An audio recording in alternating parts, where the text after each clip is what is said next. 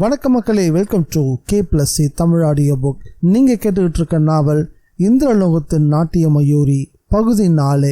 நம்ம சேனலுக்கு நீங்கள் ஃபர்ஸ்ட் டைம் வந்திருக்கீங்கன்னா சப்ஸ்கிரைப் பட்டனை ப்ரெஸ் பண்ணி நம்ம சேனலுக்கு சப்போர்ட் பண்ணுங்க. அப்படியே இந்த வீடியோக்கு ஒரு லைக்கையும் கொடுத்துருங்க. அத்தியாயம் 13.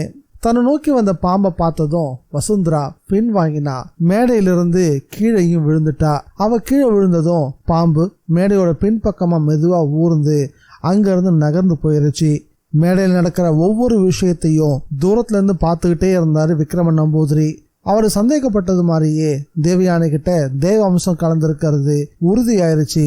ஆனா தேவயானி ஒரு தேவலோக கன்னிகை அப்படின்றத பத்தி விக்ரம நம்பூதிரியால சிந்திச்சு பார்க்கவே முடியல. அதே நேரத்துல ஒளிப்பெருக்கியில ஒரு அறிவிப்பு வந்துச்சு. நாட்டியத்துல வசுந்தராவை ஜெயிச்சதுக்காக தேவயானிக்கு ரூபாய் 10,000 பரிசு வழங்கப்படுறதா அறிவிப்பு கொடுத்துட்டு இருந்தாங்க. இதை கேட்ட வசுந்தரா தோல்வியால ரொம்பவே துவண்டு போயிட்டா. தளர்ந்தபடியே மேடைக்கும் வந்தா. வசுந்தரா கையில தான் அந்த பணம் அடங்கிய பை இருந்துச்சு. தேவயானி மைக்குக்கு பக்கத்துல வந்தா. இந்த பணத்தை நான் கோவிலுக்கு காணிக்க கொடுக்க விரும்புறேன், அதனால விழா கமிட்டி காரியதர்சி மேடைக்கு வரணும் அப்படின்னு கேட்டுக்கிட்டா. உடனே விஸ்வம்பரன் மேடைக்கு வந்தாரு. வசுந்தரா தங்கிட்ட கொடுத்த பணத்தை தேவயானி வாங்கி அப்படியே விஸ்வம்பரன் கிட்ட கொடுத்துட்டா. பிறகு மேடை விட்டு கீழிறங்கி நேரா பாலச்சந்திரன் பக்கத்துல வந்து நின்னா. பாலா, நம்ம இல்லத்துக்கு போலாமா? நம்ம இன்னும் கொஞ்ச நேரம் இங்க காத்துட்டு இருந்தோம்னா மக்கள் என்ன சுத்தி கூட்டம் போட ஆரம்பிச்சிருவாங்க அப்படின்னு அவ கேட்டதும் 2 பேரும் வேகமா யார் கண்ணிலையும் படாம இல்லத்துக்கு வந்து சேர்ந்தாங்க. உள்ள நுழைஞ்சதும் விளக்கையும் போட்டாங்க. பாலச்சந்திரன் மனசுல ஒரு பெரிய சந்தேகம் இருந்துச்சு. தேவயானி, நான் உங்ககிட்ட சில விஷயங்கள் கேட்கலாமா? என் எதிரில் இருக்கிறது யாருன்னு என்ன அனுமானிக்கவே முடியலையே அப்படின்னு கேட்டான் பாலச்சந்திரன். உங்க மனசுக்கு என்ன தோணுதோ அதையே சொல்லுங்களேன் பாப்போம் அப்படின்னு கேட்டா தேவயானி. பாலச்சந்திரன் மனசுக்குள்ள ரவிவர்மா வரைஞ்ச ஓவிய பெண்ணாதான் தேவயானி அவன் கண்களுக்கு தெரிஞ்சா. ஆனா அதை வெளியே சொல்லல, அமைதியாவே இருந்தான். ஏன் அமைதியா இருக்கீங்க, சொல்லுங்க அப்படின்னு தேவயானி கேட்டா. நீ இந்திரலோகத்துல இருந்து இறங்கி வந்த நாட்டிய மயூரின்னு எனக்கு தோணுது. பாலா இந்த வார்த்தைகளை சொன்னதும் அதுக்கு பதில் சொல்லாம அமைதியா இருந்த தேவயானி. அதெல்லாம் சரி, இந்த உடைகள்லாம் உனக்கு எங்க இருந்து கிடைச்சது? அங்கே நாட்டியம் ஆடிக்கிட்டு இருந்தால வசுந்தரா, அவளுடைய நடன அறையில தான் இந்த உடைகள்லாம் கிடைச்சது அப்படின்னு சொல்லியபடியே தன்னுடைய அறைக்குள்ள போனா தேவயானி. பிறகு வழக்கமான உடைகளுக்கு மாறிக்கிட்டு வெளியவும் வந்தா. மேடையில தொடர்ந்து நடக்கக்கூடிய நிகழ்ச்சியில பார்க்க போலாமா அப்படின்னு அவ கேட்கவும் 2 பேரும் மறுபடியும் கோவிலுக்கு புறப்பட்டாங்க. தேவயானியும் பாலச்சந்திரனும் ஒன்னா வரத பார்த்ததும் அங்க கூடியிருந்த மக்கள் தேவயானை பத்தி பேசிக்கவும் ஆரம்பிச்சாங்க. போட்டோகிராஃபர் பாலச்சந்திரன் ஏதோ ஒரு வட இந்திய நடிகையை கல்யாணம் பண்ணிக்கிட்டான் அப்படின்னு மக்கள் பரவலா பேசிக்கவும் ஆரம்பிச்சாங்க. எது எப்படி இருந்தாலும் அவ ரொம்ப கெட்டிக்காரி தான். பாம்பு அவ மேல ஏறினப்போ கொஞ்சம் கூட பயப்படவே இல்லையே. அதே போல நாட்டியத்தையும் நிறுத்தவே இல்லை. அவருடைய தைரியத்தை பாராட்டியே ஆகணும் அப்படின்னு ஒருத்தர் சொன்னாரு.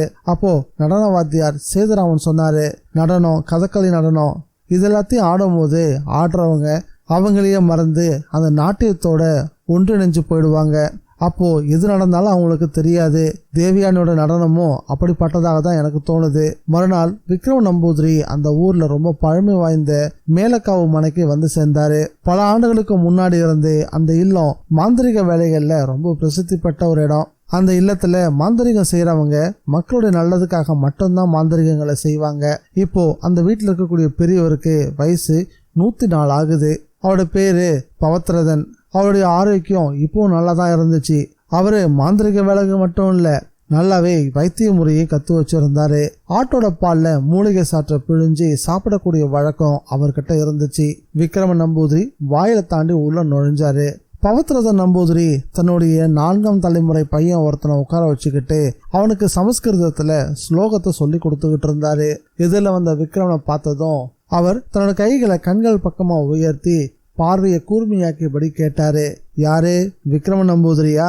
இன்னும் உங்களுக்கு பார்வை நல்லாவே இருக்குது போல இருக்கு. நான் யாருன்னு சரியா கண்டுபிடிச்சிட்டீங்களே அப்படின்னு சொன்னாரு விக்ரம. அது சரி, எப்படி இருக்குது உன்னோட வேலைகள் எல்லாம்? பெரியவர் கேட்டாரு. எனக்கு வேலைகள் ஒன்றும் அதிகமா இல்லை, ஆனா வீட்டுக்கு யாராவது உதவி கேட்டு வந்தாங்கன்னா நான் சும்மாவும் விடுறதில்ல. பெரியவர் பவத்ரதன் நம்பூதிரி அந்த சின்ன பையனை பார்த்து, நீ உள்ள போ அப்படின்னு சொன்னாரு. குடிக்கிறதுக்கு தர சொல்லட்டுமா? எனக்கு இப்போதைக்கு எதுவும் வேணாம். நான் ஒரு விஷயத்த பேசி தீர்த்துக்க தான் இங்க வந்திருக்கேன். சரி, என்ன விஷயம்னு சொல்லு அப்படின்னு கேட்டாரு பெரியவர். இந்த ஊர் சம்பந்தப்பட்ட எல்லா பழமையான விஷயங்களும் உங்களுக்கு தெரியாம இருக்காது. பட்டணத்துல ஒரு இடத்துல ஒரு ஆஸ்பத்திரியும் பக்கத்திலேயே ஒரு ஹாஸ்டலும் இருக்குது. அந்த ரெண்டு இருக்கக்கூடிய இடத்துல ஒரு காலத்துல மந்திர தந்திரங்கள்ல கெட்டிக்காரனா விளங்கிய ஒரு நம்பூதிரி இருந்ததா நான் கேள்விப்பட்டிருக்கேன். இப்போ அங்க மிச்சம் இருக்கிறது ஒரே ஒரு ஆலமரமும் ஒரு பாழும் கிணறும் மட்டும்தான். இதை சொல்லிட்டு விக்ரமன் கொஞ்சமா இடைவெளி விடவும் மேல சொல்லு அப்படின்னு கேட்டாரு பெரியவர். அந்த மரத்துல சமீபத்துல ஒரு பொண்ணு தூக்கு போட்டு தான் உயிரை மாச்சிக்கிட்டா. இல்ல அவளை யாராவது கொன்னு மரத்துல தொங்க விட்டாங்களான்னு தெரியல. ஊர்ல மக்கள் ரெண்டு விதமாவும் தான் பேசிக்கிறாங்க. அந்த பொண்ணு விஷயத்துல சில மாறுதல்கள், இறந்து போன பெண் கிட்ட மாறுதலா, என்ன அது அப்படின்னு வியப்போட கேட்டாரு பவித்ரத நம்பூதிரி. விக்ரம அடுத்த வார்த்தை பேசுறதுக்கு முன்னாடி, ஆமா அந்த இடம் எனக்கு நல்லாவே ஞாபகம் இருக்கு. அந்த இடம் உன்னுடைய மாமாவோடையது இல்ல, அதை அவர் தானமா கொடுத்துட்டதாகவும் அந்த இடத்த வாங்கினவங்க அதை விட்டுட்டு ஓடி போனதாகவும் நான் கேள்விப்பட்டிருக்கேன். நீ சொன்னியே அந்த ஆலமரம், அந்த ஆலமரத்துல நிறைய ஆவிகள் பந்தனம் செய்யப்பட்டு இருக்குது. இப்போ விக்ரமன் தொடர்ந்து பேசினாரு. அந்த ஆவிகள்ல ஏதோ ஒண்ணுதான் அந்த பொண்ணோட உடம்புக்குள்ள புகுந்திருக்கணும். இங்க பாரு விக்ரமா, உன்னுடைய மாமா சாதாரணமான ஆளே கிடையாது. தேவ கன்னியர்களை வரவழைச்சு பலி கொடுக்கிறவரு. இது அதுல ஏதாவது ஒரு ஆவியா இருக்கலாம்ல அப்படின்னு சொன்னாரு. நானும் அப்படிதான் நினைக்கிறேன். அதை தெரிஞ்சுக்கிறதுக்கு என்னதான் வழி, கொஞ்சம் சொல்லுங்களேன் விக்ரமன் கேட்டாரு. அக்னிஹோத்ரி யாகம் நடத்தணும்னா அதை தெரிஞ்சுக்கலாம். அது யாரு செய்வாங்க, வேணும்னா நானே செஞ்சு கொடுக்கறேன், ஆனா அதுக்கு நிறைய பணம் செலவாகுமே அப்படின்னு சொன்னாரு பெரியவர். செலவை பத்தி நீங்க ஒன்னும் யோசிக்காதீங்க, எல்லாத்தையும் நான் பாத்துக்கிறேன் அப்படின்னு சொன்னாரு விக்ரம நம்பூதிரி. இந்த வார்த்தை கேட்டதும் பவித்ரத நம்பூதிரிக்கு ஒரு விஷயம் தெளிவாச்சு. யாரோ ஒரு பெரிய செல்வந்தர் விக்ரம நம்பூதிரிக்கு பின்னாடி இருக்கிறதா அவரை நம்பவும் ஆரம்பிச்சாரு. அதனால இதை வச்சு கொஞ்சம் பணம் சம்பாதிக்கலாம் அப்படின்னும் அந்த பெரிய ஒரு மனசுல ஒரு எண்ணம் உதயமாச்சு. மறுபடியும் யோசிக்கிறீங்க, பணத்தை பத்தி நீங்க கவலையப்பட வேணாம்னு நான் சொன்னல, எவ்வளவு வேணும்னாலும் செலவு செய்யலாம், அந்த பொண்ணோட ஆவி மட்டும் இல்லாம செஞ்சுட்டா அதுவே எனக்கு போதும். நானும் எவ்வளவோ முயற்சி பண்ணி பார்த்துட்டேன், என்னால அந்த ஒரு காரியத்தை தான் செய்யவே முடியல அப்படின்னு விக்ரம ரொம்பவே சலிச்சுக்கவும் ஆரம்பிச்சாரு. ஓ, ஒன்னாலே முடியலையா? அப்படின்னா பிரச்சனை ரொம்பவே பெருசுன்னு தான் நான் நினைக்கிறேன். சரி விடு, இது எல்லாத்தையும் என்கிட்ட சொல்லிட்டல, இனி எல்லாத்தையும் நானே பாத்துக்கிறேன். அந்த யாகத்துக்கு வேண்டிய படத்தை மட்டும் முதல்ல கொடுத்து அனுப்பிவிடு, மிச்சத்தை எந்த குறையும் இல்லாம நான் பாத்துக்கிறேன் அப்படின்னு சொன்னதும் விக்ரம நம்பூதிரி மனசுல ஒரு பெரிய சந்தோஷம் உருவாக ஆரம்பிச்சது. சொன்னதுமே பவித்ரத நம்பூதிரி பஞ்சாங்கத்தை எடுத்து யாகம் செய்யறதுக்கான நாளையும் குறிக்க ஆரம்பிச்சிட்டாரு. இங்க பாரு விக்ரமா, அடுத்த வெள்ளிக்கிழமை யாகம் செய்யறதுக்கு உகந்த நாள். யாகத்தை அந்த வீட்டுக்கு பின்புறமாவே வச்சுக்கலாம், அங்க யாரும் வரமாட்டாங்கல்ல. பெரியவர் பவித்ரத நம்பூதிரி கேட்கவும் வேக வேகமா தலையாட்டினாரு விக்ரம. அடுத்ததா அங்கிருந்து கிளம்பி நேரா ஜானட் கிட்ட தான் வந்து நின்னாரு விக்ரம. இது வரைக்கும் நடந்த எல்லா விஷயங்களையும் அவகிட்டையும் சொன்னாரு. சொல்லி முடிச்சதும் விக்ரம தனக்கு எதிரில் இருந்த ஆலமரத்தை உத்து கவனிச்சாரு. பிறகு அதுக்கு கிட்ட போய் பார்த்தாரு. அங்க ஒரு கிளை ஒண்ணு ஒடிஞ்சு கிடந்துச்சு. இந்த கிளை என்னைக்கு விழுந்துச்சு, அந்த பொண்ணு எப்போ உயிரை விட்டாலோ அன்னைக்கு பலமான காத்து வீசிச்சு. அப்பதான் இந்த கிளை விழுந்து உடைஞ்சது. நம்பூதிரி அந்த கிளைக்கு பக்கத்துல போய் நின்று இன்னும் உத்து கவனிக்க ஆரம்பிச்சாரு. அவருடைய கண்களுக்கு அங்க விழுந்து கிடந்த ஒரு பித்தளை ஆணி தெளிவா தெரிஞ்சது. அந்த ஆணியோட ஒரு செம்பு தகடு இருந்துச்சு. அந்த தகடை அவர் கவனிச்சு பார்த்தாரு. அதுல ஒரு பெண்ணோட உருவம் தெரிஞ்சது. ஓஹோ, இதுதான் அவளா?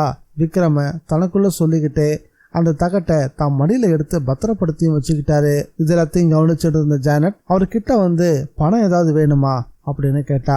நிறையவே பண செலவு இருக்குது, இப்போதைக்கு என்கிட்ட ஒரு 50,000 கொடு, பிறகு தேவைப்படும் போது நானே சொல்றேன், அதுக்கு என்ன, பணம் எவ்வளவு செலவானாலும் பரவாயில்ல, நானே தரேன் அப்படின்னு சொன்ன ஜானட் உள்ள போய் பணத்தை கொண்டு வந்து கொடுத்தா. பணத்தை வாங்கிட்டு விக்ரம நம்பூதிரி அங்கிருந்து வேகமா புறப்பட்டாரு.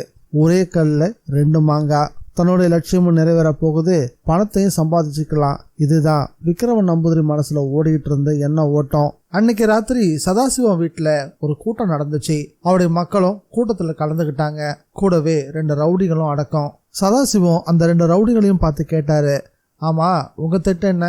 அவரையா அவளையா யாரை கொல்லணும்? ஒரு ரவுடி கேட்டான். பாலச்சந்திரனை தொடவே கூடாது, அவனுக்கு ஏதாவது ஒண்ணுன்னா அதை நாம தான் செஞ்சோன்னு எல்லாருக்குமே தெரிஞ்சிடும். அதுவே அந்த பொண்ணை தண்ணியில முழுகடிச்சு சாகடிச்சிட்டோன்னா உடல்ல எந்த காயமும் இருக்காது, சதாசிவம் சொன்னாரு.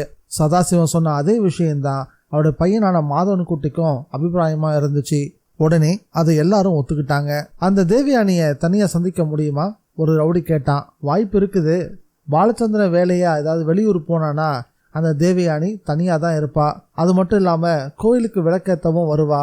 அதுதான் நமக்கு சரியான சந்தர்ப்பமும் கூட. அந்த ரவுடிங்க அந்த நாளை எதிர்பார்த்து காத்திருக்க ஆரம்பிச்சாங்க. 2 நாளைக்கு பிறகு அவங்களுக்கு அப்படி ஒரு சந்தர்ப்பம் கிடைச்சது. அன்னைக்கு சாயந்தரம் ஒரு ரிசப்ஷன் போட்டோ எடுக்கிறதுக்காக பாலச்சந்திரன் வெளியே கிளம்பி போயிட்டாரு. கோவிலுக்கு விளக்கேற்றுறதுக்காக தேவயானி புறப்பட்டா. கோவிலுக்கு வந்ததும் விளக்கையும் ஏற்றினா. தேவயானியோடு சேர்த்து அந்த கோவில்ல அன்னைக்கு 3 பேர் வழிபட்டுக்கிட்டு இருந்தாங்க. அந்த 3 பேரையும் சதாசிவம் வந்து அனுப்பி வச்சிருந்தாரு.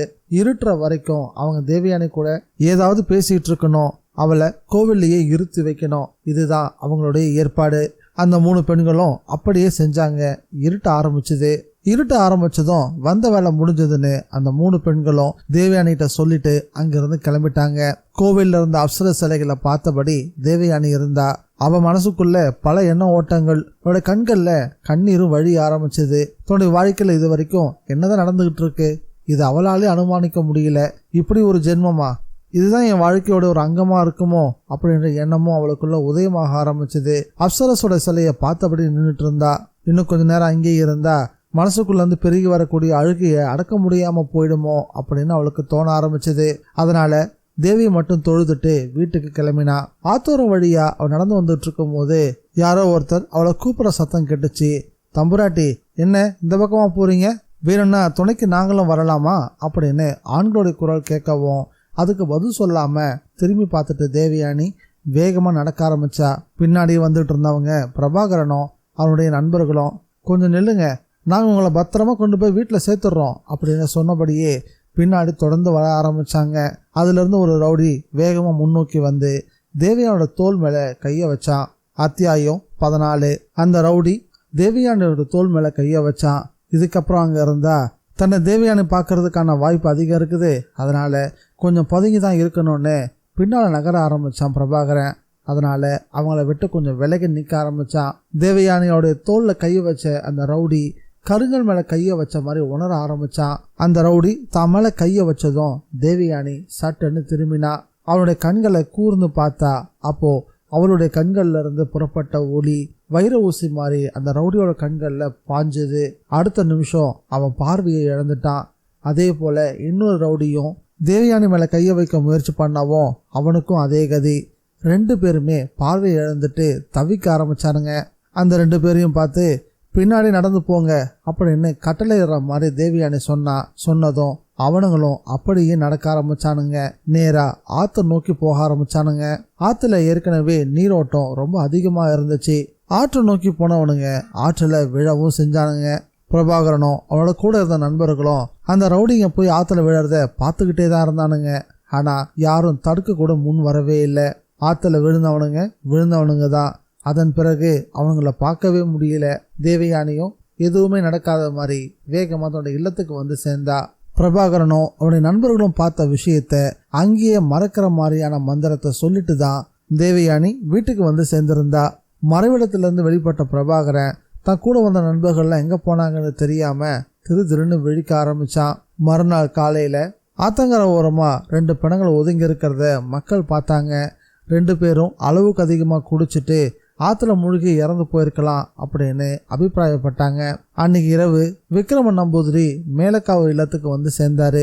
அந்த வீட்டோட பின்புறம் மரங்கள் அடர்த்தியா வளர்ந்துருக்கும். அந்த இடத்துல தான் அக்னி ஹோமம் பண்ணணும் அப்படின்னு விக்ரமன் நம்பூதிரியும் பவித்ரத நம்பூதிரியும் ஏற்பாடுகளை பண்ணிக்கிட்டு இருந்தாங்க. வேறு யாரையும் உதவிக்கு கூப்பிடவே இல்லை. உதவிக்கு வரவங்க ஒருவேளை உண்மையை வெளியே சொல்லிட்டா அப்படின்ற பயம்தான் அதுக்கு முக்கிய காரணமா இருந்துச்சு. இரவு 8 மணி அளவுல ஹோமம் ஆரம்பமாச்சு. விக்ரமன் நம்பூதிரிய பெரியவர் அழைச்சி ஒரு விஷயத்த சொன்னாரு. நான் ஹோமத்தை பூரணமா செய்யும் போது நீ யாரை இல்லாமாக்கணும்னு நினைக்கிறியோ அவங்களுடைய தலை மட்டும் ஹோமத்துல இருந்து உருவாகி கொஞ்சம் மேலே எழும்பி வரும். அப்போ நீ அந்த தலையை வாளால வெட்டணும். அப்படி நீ செஞ்சினா எங்கேயோ இருக்க அந்த நபரோட தலையும் அங்க துண்டாகி விழும். இதை கேட்டு தலையாட்டிட்டு விக்ரமன் நம்பூதிரி ஒரு பெரிய வாளை எடுத்து தயார் நிலையில வச்சுக்கிட்டாரு. ஹோமம் ஆரம்பமாச்சு. பவித்ரதன் வேகமா மந்திரங்களை உச்சாரணம் செய்ய ஆரம்பிச்சாரு. அக்னி கொழுந்து விட்டு எரிஞ்சுக்கிட்டு இருந்தது. நெருப்பு உயர உயர அவருடைய மந்திர உச்சாரணமும் வேகமாக ஆரம்பிச்சது. ஹோம குண்டத்துல இருந்து வெளியான தீஜால பின்னி பின்னி ஒரு ஆளுடைய உருவமா மாற ஆரம்பிச்சது. விக்ரம அந்த உருவத்தையே கவனமா பார்த்தபடி உட்காந்துட்டு இருந்தாரு. ஹோமத்தோடைய முடிவு நெருங்க நெருங்க சுற்றி இருந்த மரங்கள் கூட அசைவில்லாம நின்று போச்சு. அடுத்த நிமிஷம் தேவயானியோடைய அழகான முகம் அக்னியில தோன்ற ஆரம்பிச்சது. மந்திரங்களை நிறுத்தாம பவத்ரதன் விக்ரம நோக்கி கஞ்சாட காட்டினாரு. விக்ரம தன் கையில வச்சிருந்த வாளால தேவயானியோட கழுத்தை நோக்கி வீசினாரு. கத்தியோட வீச்சு தீ ஜுவாலையோட அகலத்தை அதிகமாக ஆரம்பிச்சது. கத்தி அவளோட கழுத்து பக்கம் வரவே தேவயானியோட தலை கத்தி பக்கம் திரும்பி சட்டுன்னு தன் வாயால அதை கவி பிடிச்சுக்கிட்டா. அவளோட கண்கள் தீப்பழமா மாறிக்கிட்டு இருந்தது. அந்த கத்திய தான் வாயாலேயே தான் பக்கம் இழுத்த இழுப்புல விக்ரம ஹோமகுண்டத்தினுடைய நுனியில போய் விழ அவருடைய உடம்புல தீக்காயங்களும் ஏற்பட்டுடுச்சு. கூடவே கருகிய வாசனையும் எழ ஆரம்பிச்சது.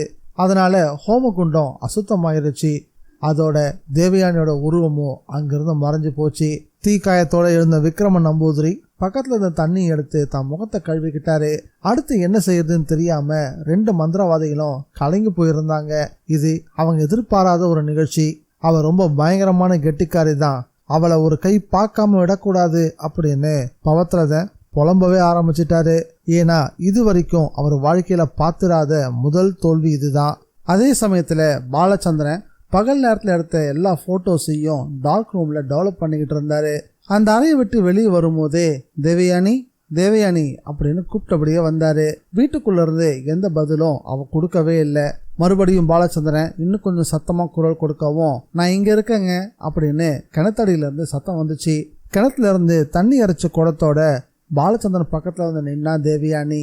அவளை பார்த்ததுமே என்னாச்சு உனக்கு, ஏன் முகமெல்லாம் இப்படி வேத்து போயிருக்கு அப்படின்னு கேட்டாரு பாலச்சந்திரன். ஒண்ணும் இல்லைங்க, முகத்தை கழுவின அப்படின்னு சொல்லி சமாளிச்சா. உண்மையில யாகத்தோடைய சக்தியாலையும் அந்த சூட்டாலையும் அவட உடல் ரொம்பவே வேர்த்து போயிருந்தது. தேவயானி சொன்ன பதில் பாலச்சந்திரனுக்கு ஏத்துக்கிற மாதிரி இல்ல. அவளுக்கு ஏதோ ஒரு பிரச்சனை அப்படின்றத புரிஞ்சுக்கிட்டு இல்லையே ஒரு மாதிரியா இருக்க மாதிரி தெரியுது அப்படின்னு கேட்டான் பாலச்சந்திரன். சமையல் வேலை செய்யும் போது அடுப்பு ஊதுன, அப்போ புகை கண்ணுலையும் முகத்திலையும் கொஞ்சம் பலமா தாக்கிருச்சு, அதுதான் காரணம் அப்படின்னு சொல்லி சமாளிக்க ஆரம்பிச்சா தேவயானி. அதுக்கு பதிலா எதிரினோட சூழ்ச்சியில நான் பலமா சிக்கிட்டேன், அவங்க உருவாக்கின ஹோமகுண்டத்துல இருந்து நெருப்பு என்னை தாக்கிருச்சு அப்படின்னு நான் சொல்ல முடியும். பாலச்சந்திரன் மறுபடியும் கேள்வி கேட்க வாய்ப்பு இருக்குன்னு தான் எதிர்பார்த்தா தேவயானி. ஆனா அவ சொன்ன பதிலுக்கு எந்த கேள்வியும் எழவே இல்லை. மறுநாள் காலையில 2 பேருமா சேர்ந்து கோவிலுக்கு போனாங்க. தற்சமயம் பண வசதி அதிகம் இல்லாததால அந்த கோவிலுக்கு பூஜாரி அப்படின்னு யாரையும் நியமிக்கவே இல்லை. அதனால பூஜையை பாலச்சந்திரனே செஞ்சு முடிச்சான். திருக்கோயில் கதவு திறந்து பாலச்சந்திரன் தன் கையால விளக்குகளை ஏத்தினா. பூஜையை செய்ய ஆரம்பிச்சான். தேவயானி மனமுருக தேவிய வணங்கினா. தேவி தன்னை உத்து பாக்குற மாதிரியே அவளுக்கு தெரிஞ்சது. திருவிளக்கோட பிரகாசத்துல தேவியோட முகத்துல ஒரு பிரகாசம் வெளிப்படுறது நல்லாவே தெரிஞ்சது. தனக்கு கிடைச்ச விமோசனத்துக்காக அவ தன் மனசுக்குள்ளேயே தேவிக்கு மனமாற நன்றியும் சொன்னா. அதே சமயம் பின்னாடி காலடி சப்தம் கேட்கவும் தேவயானி ஒரு பக்கமா ஒதுங்கி நின்னா. அங்க வந்தது சதாசிவ நாயருடைய மூத்த பையனான ஆசிரியர் வாசுதேவனும் அவருடைய மனைவியும் தான். அவ பேரு விஜயாம்மா. அவ தேவயானி நல்லா பார்த்தா. இந்த மாதிரி ஒரு அழகான பொண்ணை இந்த கிராமத்துல அவ முதல் தடவையா பாக்குறா. அதுக்குள்ள பாலச்சந்திரன் கையில பிரசாதத்தோட கோவிலுக்குள்ள இருந்து வெளியே வந்தான். திருவிழாவுக்கே அதனால வர முடியல அப்படின்னும் ஒரு பயிற்சிக்காக போக வேண்டி இருந்தது அப்படின்னு வாசுதேவ நாயர் பாலச்சந்திரன் கிட்ட எடுத்து சொன்னா. பரவாயில்ல, நீங்க இப்போ வந்தது ரொம்ப சந்தோஷம் அப்படின்னு பாலச்சந்திரன் வந்தவங்களுக்கு பிரசாதமும் கொடுத்தாரு. தேவயானி பார்த்த வாசுதேவன் என்ன வீட்டுக்காரியா அப்படின்னு கேட்க பதில் சொல்லாம பாலச்சந்திரன் மந்தகாச புன்னகைய பூக்க ஆரம்பிச்சான். விஜயாம்மா தேவயானியை பார்த்தபடியே இருந்தா. பேசவும் ஆரம்பிச்சா. ஆமா, உன் பேர் என்ன? என் பேரு தேவயானி அப்படின்னு சொன்னா. அதுக்குள்ள பாலச்சந்திரன் ஆசிரியர்கிட்ட எப்ப ஊருக்கு போறீங்க அப்படின்னு கேட்கவும் மதியம் சாப்பிட்டுட்டு புறப்பட வேண்டியதுதான், பிள்ளைங்கெல்லாம் அங்க தனியா இருக்காங்க, சீக்கிரம் போயாகணும் அப்படின்னு சொன்னாரு வாசுதேவன். பாலச்சந்திரன் அவங்க 2 பேரையும் வழி அனுப்பவும் வாசுதேவன் தன் மனைவியோட அங்க இருந்து புறப்பட்டான். அவங்கள பார்த்தா ரொம்ப நல்லவங்க மாதிரி தெரியுது அப்படின்னு அவங்க கிளம்புனதுக்கு அப்புறம் தேவயானி பாலச்சந்திரன் கிட்ட பேச ஆரம்பிச்சா. இவர் மட்டும்தான் இப்படி, இவருடைய அப்பாவும் சரி கூட பிறந்த மற்றவங்களும் சரி ரொம்ப மோசமானவங்க தெரியுமா அப்படின்னு சொன்னான் பாலச்சந்திரன். ஆமா ஆமா அப்படின்னு சட்டுன்னு சொல்லிட்டா. ஆச்சரியப்பட்டு போன பாலச்சந்திரன், ஆமா அது எப்படி உனக்கு தெரியும், அவரு திருவிழாவுக்கு கூட வரவே இல்லையே அப்படின்னு பாலச்சந்திரன் ஆச்சரியமா கேட்கவும் அதுக்கெல்லாம் அவனுக்கு எங்க நேரம் இருக்கு, அவங்க தான் பெரிய பணக்காரங்களாச்சு, இங்க இருந்த எல்லா சொத்துக்களையும் அபகரிக்கிறதுக்கு மட்டும்தானே அவங்களோட வேலை, அப்படிதான் அவங்க பணக்காரங்களே ஆனாங்க அப்படின்னு பட்டுன்னு போட்டு உடைச்சா தேவயானி. பலமான ஆச்சரியத்தோடு பார்த்த பாலச்சந்திரன், இதெல்லாம் உனக்கு எப்படி தெரியும்? நான் கேள்விப்பட்டேன். உண்மையில் தேவயானிக்கு அவங்களுடைய முன்னோர்களை பற்றி நல்லாவே தெரியும். கோவிலிருந்து அவங்க வீட்டுக்கு திரும்பி வந்தாங்க.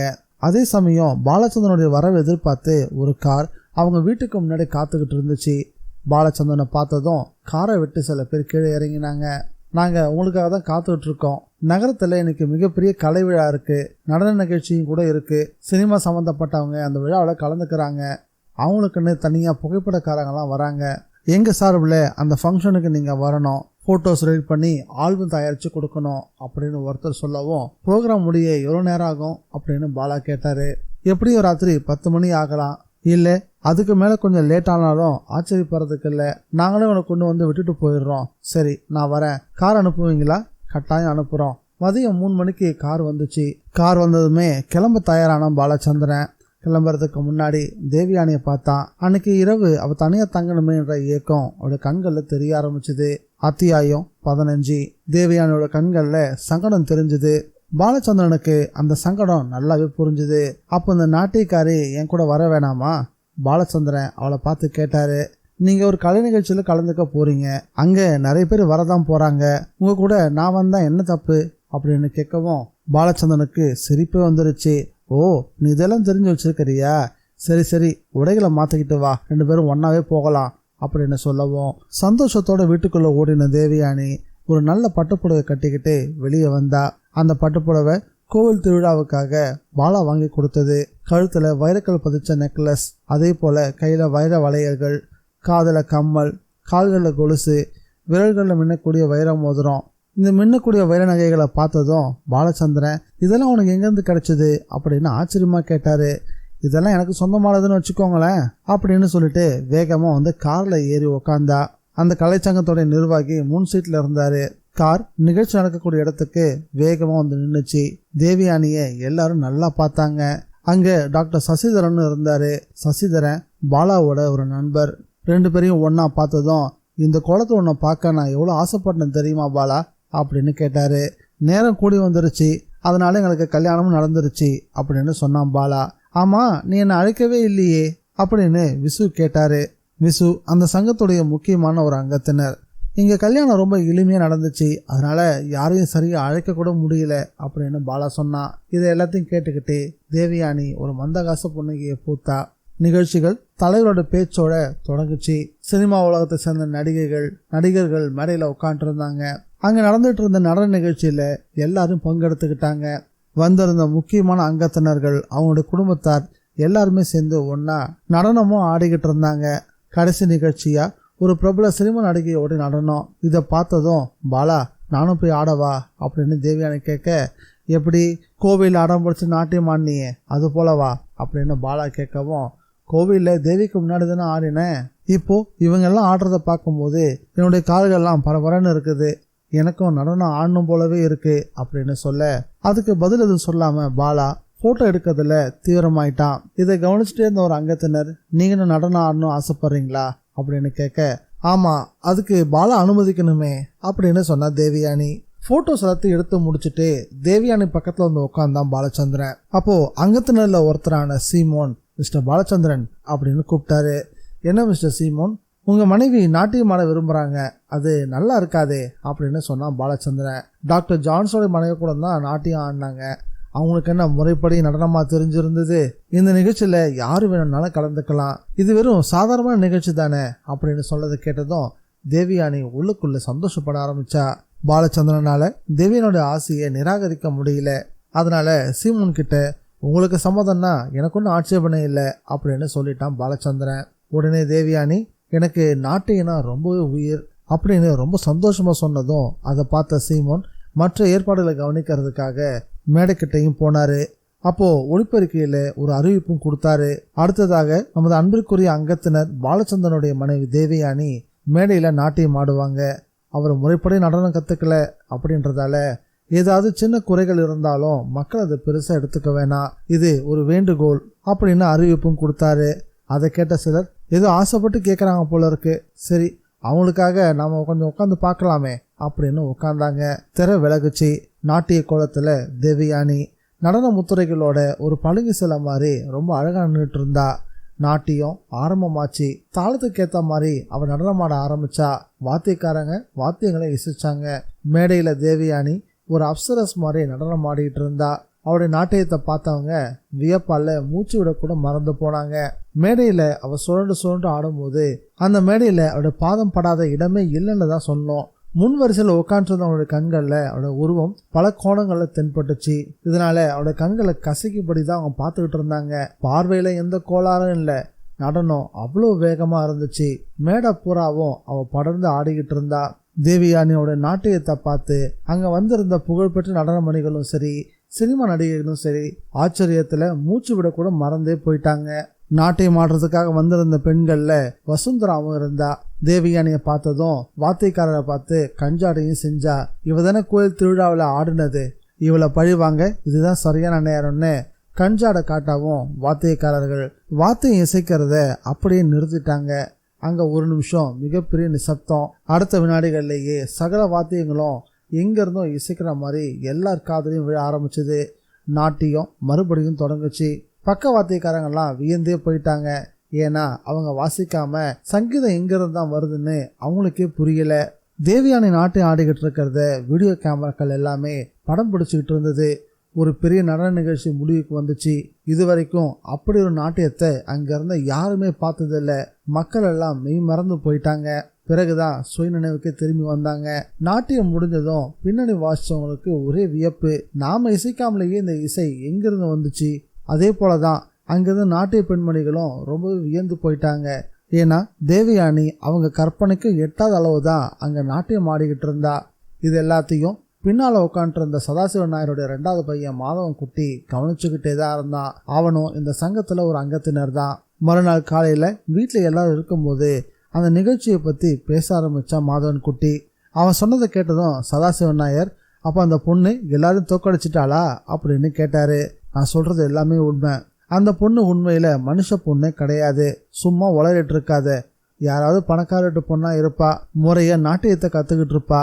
அதனாலதான் மேடையில அவ்வளோ அழகா ஆடி இருக்கா அப்படின்னு கடைசி தம்மையான ராகுல் எல்லாருக்கும் புரியுற மாதிரி எடுத்து சொல்ல ஆரம்பிச்சான். இதை கேட்ட மற்ற எல்லாருமே நம்ப முடியாம ஆச்சரியத்திலே தான் இருந்தாங்க. இதை கவனிச்சாம, ஏதோ பேயோ பிசாசோ வந்து ஆடின மாதிரிலாம் நீங்க எல்லாம் பயந்து சாகுறீங்க. இந்த பேச்சு நடந்துட்டு இருக்கும் போது அங்க பிரபாகரனும் இருந்தான். அவன் மனசுள்ள தன் நண்பர்கள் இறந்து போனதை பத்தி தான் யோசிச்சுக்கிட்டே இருந்தான். இறந்து போனவருடைய நண்பர்கள் எல்லாருக்குமே நல்லா நீச்சல் தெரியும். அப்படி இருக்கும்போது ஆத்துல எப்படி அவங்க மூழ்கி இறந்து போயிருப்பாங்க? பெருவெள்ளத்துல எதிர்நீச்சல் போடக்கூடிய அளவுக்கு அவங்களுக்கு துணிச்சல் உண்டு. அப்படிப்பட்டவங்க உயிர் இழந்திருக்கிறது ரொம்பவும் ஆச்சரியம். அவன் மனசுக்குள்ள ஒரு சந்தேகமும் உதயமாக ஆரம்பிச்சது. அதை அவன் வெளிப்படையாவே சொல்ல ஆரம்பிச்சான். என் மனசுல ஒரு சந்தேகம் இருக்குது. என்ன சந்தேகம்? மாதவன் குட்டி கேட்டான். என் மனசுக்கு என்ன படுதுன்னா, அவ சாதாரணமான பொண்ணே கிடையாது. அவளுக்கு மந்திர தந்திரங்கள் எல்லாமே நல்லா தெரிஞ்சிருக்கு. அன்னைக்கு கூட திருவிழாவில் நாட்டியம் ஆடிக்கிட்டு இருக்கும் போது அவன் உடம்புல பாம்பு ஏறிச்சு. ஆனா அதை பத்தி அவ கொஞ்சம் கூட யோசிக்கவே இல்லை. தொடர்ந்து பயப்படாம நாட்டியம் ஆடிக்கிட்டே தான் இருந்தா. பிரபாகரன் சொன்னதை கேட்டதும் மற்றவங்களுக்கும் அவ சொல்றதுலயும் நியாயம் இருக்குதானே அப்படின்னு தோண ஆரம்பிச்சது. அப்படின்னா நம்மள மாதிரி வில்லத்தனம் பண்றவளா இருப்பாளோ? அவளை சாதாரணமான வழிகளை ஒன்றும் செய்ய முடியாது, அப்படித்தானே? பேசாம அவ கதையை முடிக்கிறதுக்கு வேற நல்ல யோசனை தான் செஞ்சாகணும் அப்படின்னு இந்த பிரச்சனைக்கு சதாசிவ நாயர் முற்றுப்புள்ளி வைக்கிற மாதிரி அழுத்தம் திருத்தமா பேசினாரு. அவர் சொல்லி முடிச்சதும் எல்லாருமே அதை பத்தி தான் சிந்திக்கவும் ஆரம்பிச்சாங்க. பிரபாகரன் சொன்னதுலயும் ஒரு அர்த்தம் இருக்கு. அவ சாதாரணமான பொண்ணே கிடையாது. நாமெல்லாம் புராணங்களை படிச்சிருக்கோமே. ஒரு கோவில்ல ஒரு யட்சி நம்பூதிரியோட வாழ வந்தா. அவளுக்கு ஒரு குழந்தையும் பிறந்துச்சு. நம்பூதிரிக்கு வயசான பிறகு அந்த யட்சி அவனை விட்டுட்டு போயிட்டா. அவர் இதெல்லாம் சொல்லிக்கிட்டு இருக்கும் போதே இதுக்கு மேல இதை பத்தி பேசணுமா அப்படின்ற மாதிரி பிரபாகரன் தான் குறுக்கிட்டு பேச ஆரம்பிச்சான். சரி, இதுக்கு நம்ம என்னதான் செய்ய போறோம் சொல்லுங்களேன் அப்படின்னு கேட்கவும், முதல்ல போய் நம்ம குடும்ப ஜோசியரை கூட்டிட்டு வாங்க, அவர்கிட்ட யோசனை கேட்போம், அவர் ஏதாவது ஒரு நல்ல வழியா சொல்லுவாரு அப்படின்னு சொன்னாரு சதாசிவ நாயர். மாதவன் குட்டியும் ஜோசியருக்கு ஆள் அனுப்ப ஜோசியர் வந்து சேர்ந்தாரு. சதாசிவ நாயர் சொல்ற எல்லாத்தையும் பொறுமையா கேட்டுட்டு பிறகு சொன்னாரு, எனக்கு தெரிஞ்ச ஒரு பெரிய மந்திரவாதி இருக்காரு. சகல விதமான மாந்திரிக வித்தைகளை கற்று தேர்ந்தவர். யாரை நீங்க ஒழிக்கணும்னு நினைக்கிறீங்களோ அவருடைய உருவத்தை பற்றி விவரத்தை சொன்னா மட்டுமே போதும். அவர் நம்ம தேவையை செஞ்சு முடிச்சிருவாரு. ஜோசியரே, நீங்க உடனே புறப்பட்டு போய் அவரை அழைச்சிட்டு வாங்க. அவர்கிட்ட நேரடியாகவே எல்லா விஷயத்தையும் சொல்லி நமக்கு தேவையானதை கேட்போம் அப்படின்னு சொன்னார் தாமோதரன். என் கூட யாராவது ஒருத்தர் வரணுமே, எனக்கு வயசானதுனால தனியாக பயணிக்க முடியாது ஜோசியர் சொல்லவும் பிரபாகரன் வேகமாக ஜோசியர் கூட கிளம்பினான். சகல வசதிகளோட கார் புறப்பட்டுச்சு. ஜோசியரை அழிச்சுக்கிட்டு அந்த மாந்திரிகர் வீடை நோக்கி போக ஆரம்பிச்சான். வழியில அந்த மாந்திரிகரோட பெயர் என்ன அப்படின்னு பிரபாகரன் கேட்க, கில்லி காட்ட மார்த்தாண்டன் அப்படின்னு சொன்னாரு ஜோசியர். தொடர்ந்து ஜோசியர் சொன்னாரு, மந்திரவாதி இருக்கிறது ஒரு அடர்த்தியான காடு, பாறைகள் அதிகம் இருக்கக்கூடிய இடம், அங்கதான் அவரோட வீடு இருக்கு. வீட்டோட சேர்த்து ஒரு கோயிலும் இருக்கு. இதுதான் மார்த்தாண்டனுடைய இருப்பிடம். சாயங்காலம் இருட்டுறதுக்குள்ள அவங்க 2 பேரும் அந்த கிராமத்துக்கு வந்து சேர்ந்தாங்க. வழியில ஒரு டீ கடை, காரை கொண்டு போய் அங்க நிறுத்தினாங்க. அந்த கடைக்காரர் ஜோசியரோட நண்பர். கடைக்காரர்கிட்ட காரை பார்த்துக்க சொல்லிட்டு 2 பேரும் இறங்கி நடப்பயணத்தை ஆரம்பிச்சாங்க. காட்டுக்குள்ள ஒரு ஒற்றையடி பாதை, அதன் வழியா தொடர்ந்து நடக்க ஆரம்பிச்சாங்க. அதுக்குள்ள இருட்டு பரவ தொடங்கிருச்சு. தூரத்துல இருந்து பார்க்கும் போதே மந்திரவாதியோட வீட்டு பந்தத்தோட வெளிச்சம் அவரோட கண்களுக்கு தென்பட ஆரம்பிச்சது. அந்த மந்திரவாதியை பார்த்தப்போ பிரபாகரன் பயந்தே போனா. எலும்பும் தோலமா காய்ச்சலித்த அந்த மந்திரவாதியோட தலைமுடி முகத்தை ஏறக்கூடிய மூடிதான் இருந்துச்சு.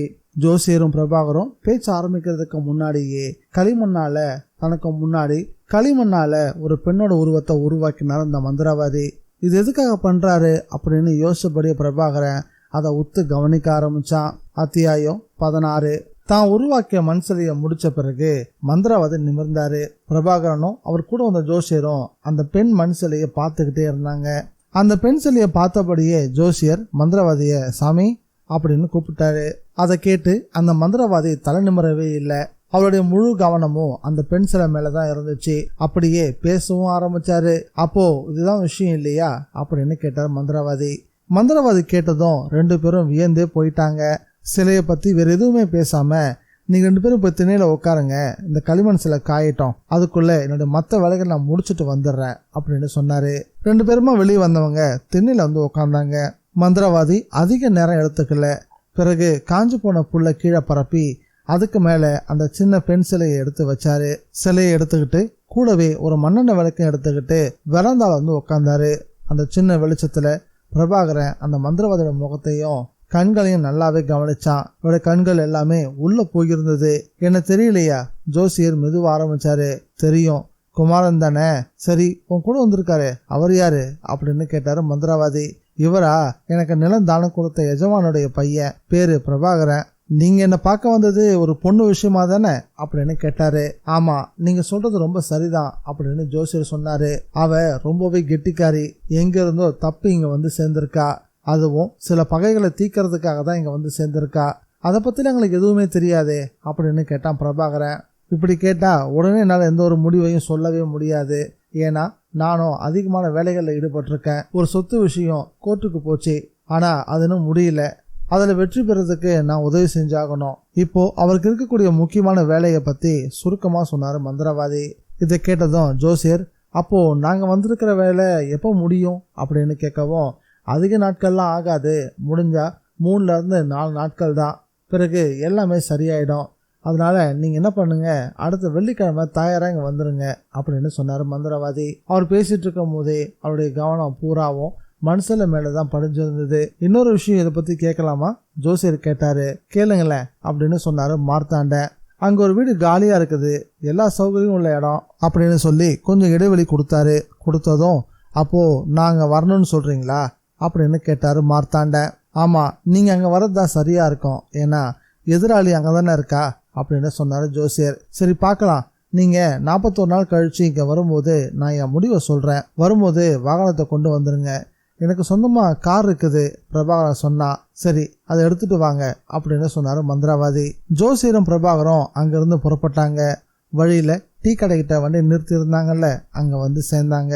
டீ கடையில சீமனை விளக்கு எரிஞ்சிட்டு இருந்துச்சு. அங்க உட்காந்து அந்த கடையோட முதலாளி சவகாசமா புகை பிடிச்சுக்கிட்டு இருந்தான். இவங்களை பார்த்ததும், என்ன அவரை பார்த்துட்டீங்களா அப்படின்னு கேட்டான். யார அப்படின்னு ஜோசியர் கேட்கவும், அதுக்கு பதில் சொல்லாம 2 காஃபி அப்படின்னு ஜோசியர் கடைக்காரங்கிட்ட கேட்கவும், நீங்க வந்ததும் சூடா ஏதாவது கேட்பீங்கன்னு எனக்கு தெரியும், அதனாலதான் தண்ணியை கொதிக்க வச்சிருக்கேன் அப்படின்னு சொல்லியபடியே வேலையில ஈடுபட ஆரம்பிச்சான். காஃபியும் வந்து சேர்ந்துச்சு. 2 பேரும் காஃபி குடிக்கும் போது, அந்த மந்திரவாதி எப்படி அப்படின்னு கேட்டான் பிரபாகரன். அவரோட வேலையை பார்த்துதான் நீங்களே அதை முடிவு செய்யணும். ஆனா எனக்கு தெரிஞ்ச ஒரு விஷயத்த பத்தி நான் சொல்றேன். அப்படின்னு இந்த டீ கடை முதலாளி சொல்ல ஆரம்பிக்கவும் 2 பேரும் ரொம்ப ஆர்வமாக கேட்க தயாரானாங்க. மந்திரவாதியை தேடி ஒரு 3 பேர் இங்கே வந்தாங்க. நான் அவரோட வீட்டுக்கு வழி சொல்லி அனுப்பினேன். அவங்க அவனுடைய எதிராளி ஒருவரை அழிக்கணும் அப்படின்னு இங்கே வந்து சேர்ந்துருந்தாங்க. இவங்க சொன்னதை கேட்டு மந்திரவாதி களிமண்ணால் ஒரு உருவத்தை செஞ்சு அதை யாக குண்டத்தில் போட்டிருக்காரு. அதே சமயம் ஊரில் அந்த எதிராளி இறந்து போயிட்டான். இது நான் கேள்விப்பட்ட விஷயம் அப்படின்னு கடைக்காரன் சொல்ல பிரபாகரன் ரொம்ப ஆச்சரியப்பட்டு போய், நீங்கள் சொல்கிறது உண்மையா அப்படின்னு கேட்க, ஆமாம் உண்மைதான், அப்படின்னா நமக்கு நிச்சயம் வெற்றி தான் அப்படின்னு சொன்னா. நீங்கள் மறுபடியும் எப்போ வருவீங்க கடைக்காரன் கேட்டான். இன்னும் ஒரு 4 நாளில் இங்கே வந்து சேருவோம். வரும்போது முயல்குறையை வறுத்து எடுத்துகிட்டு வாங்க, கூடவே சாராயத்தையும் கொண்டு வந்துடுங்க அப்படின்னு சொன்னான் கடைக்காரன். அதெல்லாம் எங்கே கிடைக்கும் அப்படின்னு வெகுலியாக பிரபாகரன் கேட்கவும், இதுக்கு தான் நான் என் கடை வச்சுருக்கேன் அப்படின்னு சொன்னான் கடைக்காரன். அதை கேட்டுட்டு அவங்க அங்கேருந்து புறப்பட்டாங்க. கடைக்காரன் ரொம்ப சந்தோஷமா அவங்கள வழியும் அனுப்பி வச்சா. அன்னைக்கு ராத்திரி பாலச்சந்திரன் பக்கம் சாஞ்சபடி தேவயானி சொன்னா, பாலா நீங்கள் கொஞ்சம் மந்திரங்களை கற்றுக்கிட்டா நல்லா இருக்கும்னு நினைக்கிறேன். அதை கேட்டதும் பாலா, நானா? மந்திரத்துக்கும் என்னுடைய தொழிலுக்கும் என்ன சம்மந்தம் அப்படின்னு கேட்டான். தொழிலுக்கும் அதுக்கு சம்மந்தம் இல்லை தான். இப்பெல்லாம் அமானுஷ விஷயங்கள் எல்லாம் ரொம்ப பிரபலமாகிட்டு வந்துகிட்டு இருக்குல்ல. நாளிதழ்லையும் வார இதழ்கள்லையும் நீங்கள் விளம்பரம் பற்றி பார்க்குறதே இல்லையா? மாந்திரிகம் கற்றுக் கொடுக்க பல பேர் முன் வந்திருக்காங்க. அதை தேடி போய் மக்கள் கற்றுக்கவும் செய்கிறாங்க. சரி, மந்திரங்கள் கற்றுக்கிறதுனால நமக்கு என்ன பலன் கிடைக்கும்? கடவுள்னு ஒருத்தர் இருக்கும் போது அவருக்கு எதிரான துர்தேவதைகள் இருக்க தானே செய்யும். அதாவது வெளிச்சத்துக்கு எதிரி இருட்டு தானே. ஒரு தத்துவ ஞானி மாதிரி பேச ஆரம்பிச்சா தேவயானி. பாலச்சந்திரன் மெதுவா தேவயானியோட உச்சந்தலையில மெதுவா முத்தமிட்டான். அவருடைய உடல்ல இருந்து தாமரப்பூவுடைய வாசம் வீசிட்டு இருந்துச்சு. அப்போ நான் சொல்றத பத்தி நீங்க இப்ப யோசிக்கல அப்படின்னு கிண்டலா கேட்டா தேவயானி. சரி சரி சொல்லி முடி அப்படின்னு சொன்னவன், மந்திரங்களை கத்துக்கணும்னா அதுக்கு கிரந்தங்கள்லாம் வேணும்ல, அதுக்கு நம்ம எங்க போறது அப்படின்னு கேட்டான். இப்போ மணி சரியா 2:30, இதுதான் சரியான நேரம், யாரும் நம்ம பார்க்க மாட்டாங்க அப்படின்னு சொல்லிபடியே எழுந்தா. எங்க அப்படின்னு கேட்டான். வாங்க கோயிலுக்கு போலாம் அப்படின்னு பாலாவை கூட்டிட்டு கோவிலுக்கு வந்து சேர்ந்தா. கோயிலுக்குள்ள போறதுக்கு முன்னாடி குளிச்சுட்டு போகலாம் அப்படின்னு பாலா சொல்லவும் 2 பேருமா சேர்ந்து குளத்துல குளிக்க ஆரம்பிச்சாங்க. பௌர்ணமி நிலா பிரகாசமா ஒளி வீசிக்கிட்டு இருந்துச்சு. 2 பேரும் குளிச்சு முடிச்சுட்டு குளத்தை விட்டு வெளியே வந்தாங்க. கோவிலை நெருங்கியும் போனாங்க. பாலா தான் கிட்ட அந்த சாவி எடுத்து கோயிலுடைய முன்வாயில திறக்க முற்பட்டப்போ, இப்ப அதை திறக்க வேண்டாம் அப்படின்னு தடுத்தா தேவயானி. ஏன், என்னாச்சு அப்படின்னு கேட்கவும், கோவிலுக்கு பக்கத்துல ஒரு கருங்கல்லை காட்டி இது கடியில தான் அந்த கிரந்தங்கள்லாம் இருக்கு அப்படின்னு சொன்னா தேவயானி. இதை கேட்டதும் பாலச்சந்திரன் ரொம்பவே ஆச்சரியப்பட்டு போனான். ஏன்னா திருவிழா அன்னைக்கு தான் அவன் இந்த கோவிலுக்கே வந்து சேர்ந்தா. அதுவும் ரொம்ப நேரம்லாம் இல்லை, கொஞ்ச நேரம்தான். அதுக்குள்ள இதெல்லாம் இவளுக்கு எப்படி தெரியும்? பாலாவோட மனசுல ஒரு சந்தேகம். ஆனா அதை பத்தி கேட்கறதுக்கு பாலா அப்ப தயாரா இல்லை. தேவயானி சொன்ன மாதிரியே அங்கிருந்த கல்லை உயர்த்தவும் அதுக்கு அடியில செப்பு தகடு தெரிஞ்சுது. அந்த தகட்டுக்கு கீழே தான் கிரந்தங்கள்லாம் இருந்துச்சு. அதை எடுத்துக்கிட்டு கல்லை மறுபடியும் அதே இடத்துல வச்சான் பாலச்சந்திரன். 2 பேரும் அங்கிருந்து கிளம்பி வீட்டுக்கும் வந்து சேர்ந்தாங்க. வீட்டுக்கு வந்ததும், இந்த கிரந்தத்தை உன்னுடைய டார்க் ரூம்ல வச்சிருங்க, அங்க இருந்தா அசுத்தமாகாது. தினமும் குளிச்ச பிறகு உடல்ல சந்தனத்தை பூசிக்கிட்டு தான் இந்த புத்தகத்தை தொடணும் அப்படின்னு சொன்னா தேவயானி. சொன்ன பிறகு சரி வாங்க தூங்க போலாம் அப்படின்னு பாலச்சந்திரனை கூட்டிட்டு அறைக்கும் போனா. அறைக்குள்ள போனதும் அவ பாலாவோட காதுல, முதல்ல நீங்க படிக்க வேண்டியது ஸ்தம்பன மந்திரம் தான். அதன் பிறகு அன்னைக்கு இரவு 2 பேரும் ஒன்னா சேர்ந்து தூங்கினாங்க. விடியற் காலையில பாலா எழுந்து கோவிலுக்கு போயிட்டான். திரும்பி வரும்போது மணி 7:30. இனி நீங்க 8:30 வரைக்கும் உட்காந்து கிரந்தத்தை படிச்சாகணும். அதுக்கு முன்னாடி இந்தாங்க சூடான ஒரு கப் காஃபி அப்படின்னு கொடுத்தா தேவயானி. பாலச்சந்திரன் மந்திரங்களை படிக்க உட்கார்ந்தான். அதே நேரம் விக்ரம தன்னோட சொந்த கோவில்ல தேவியோட சிலைக்கு முன்னாடி நின்று ருத்ர சாமுண்டீஸ்வரிய வணங்கினாரு. தேவியை பார்த்து, என்னை தோக்கடிக்க வேணும்ன்றதான் உன்னோட எண்ணமா அப்படின்னு கோவமா கேட்டாரு. இந்த கேள்விக்கு தேவி பதில் சொல்ற மாதிரியே ஒரு விஷயம் அங்க நடந்துச்சு. அப்போ எங்க இருந்தோ பறந்து வந்த வௌவால் தேவியோட சிலையில இருந்த வாள் மீது வேகமா மோதிச்சு. மோதன வேகத்துல அதோடைய உடல் 2 பாகமா கிழிஞ்சி தரையில விழுந்துச்சு. அது கீழே விழுந்ததும் கத்தியோட நுழையில இருந்து ரத்தம் சொட்டவும் செஞ்சுது. அவருக்கு அப்பதான் விஷயம் புரிஞ்சுது. தேவி ஒரு பலியை கேட்கிறா. பலி கொடுக்க வேண்டியது ஒரு மனுஷன் இல்லை, ஆகாயத்துல பறக்கக்கூடிய ஏதாவது உயிரா இருந்தா கூட போதுமானது அப்படின்னு ஒரு முடிவுக்கு வந்தாரு விக்ரம. காலையில விக்ரமுக்கு பால் கொண்டு தரக்கூடிய 4ஆம் வகுப்பு படிக்கூடிய மணிக்குட்டன் அங்க வந்து சேர்ந்தான். அவனை பார்த்ததும், மணிக்குட்டா சாயந்தரம் வரும்போது உன் அக்கா சந்திரிகாவை கொஞ்சம் கூட்டிட்டு வந்துரு, கூடவே உன் அப்பாவை வர சொல்லு, மறக்காம இந்த விஷயத்த அப்பா கிட்ட சொல்லிடு, இல்லைனா நடக்கிறதே வேற அப்படின்னு எச்சரிக்கை செஞ்சுதான் மணிக்கூட்டனை அங்கிருந்து அனுப்பினாரு விக்ரம. மணிக்கூட்டன் நேரா அப்பா கிட்ட போய் இந்த விஷயத்த சொன்னா. எதுக்காக தான் பொண்ணை வர சொன்னாரு அப்படின்னு யோசிச்சாரு மணிக்கூட்டனுடைய அப்பா. இருந்தாலும் விக்ரம சொன்னதை கேட்கலன்னா தனக்கு ஏதாவது பிரச்சனை ஏற்படும் அப்படின்னு பயந்து தான் பொண்ணு சந்திரிகாவை கூட்டிட்டு அங்க போகணுன்னு முடிவும் பண்ணாரு. இந்த நாவல் உங்களுக்கு பிடிச்சிருக்கா இல்லையான்றத மறக்காம கமெண்ட்ல பதிவு பண்ணுங்க. நம்ம சேனலுக்கு நீங்க ஃபர்ஸ்ட் டைம் வந்திருக்கீங்கன்னா சப்ஸ்கிரைப் பட்டனை பிரஸ் பண்ணி நம்ம சேனலுக்கு சப்போர்ட் பண்ணுங்க. மீண்டும் இந்த நாவலுடைய அடுத்த பகுதியில் சந்திக்கலாம். By guys.